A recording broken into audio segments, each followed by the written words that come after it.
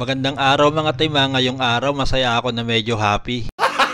Medyo dumadami na kasi ang followers ko at dahil dyan aalayan ko kayo ng isang napakagandang kanta. Pinractice ko nga pala to ng 3 buwan, 2 araw, 8 oras at 50 minuto. Para lang ma-inspire kayo guys. Lunes hanggang Sabado, puro na lang trabaho at pagsapit ng linggo.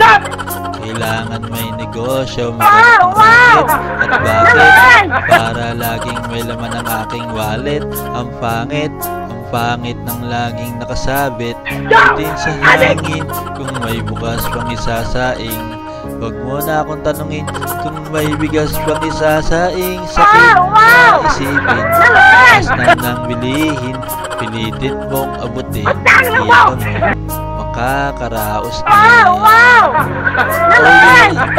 Yun lang guys, hanggang doon lang kasi na-practice ko. Tsaka nagising na kasi itong kapitbahay namin, nagagalit. Tapos ayan, dumating na pala kami dito sa pamilihan.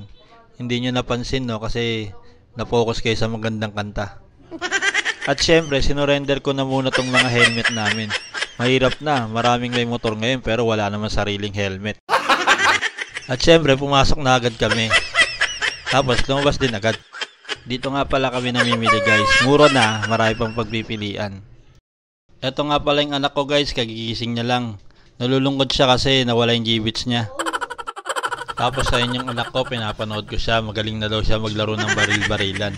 Nakakamiss din nung elementary kami. Adik na adik kami sa Counter-Strike, talagang tiis gutom.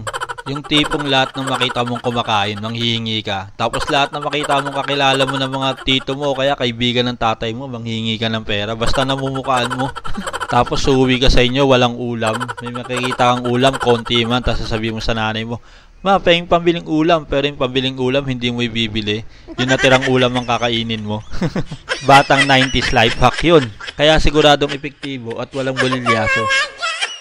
After all, tapos ng lahat, ginawa ko na tong invitation card ni customer. Dagdag kita na naman, dagdag talento. Maganda na rin kasi yung marami tayong sinusubukan na paraan para magkapera. Sa panahon kasi ngayon, pag wala kang pera, ang tingin nila sa'yo mahirap. So hanggang dito na lang ulit guys. Salamat ulit sa panonood. Pa-share naman. Salamat.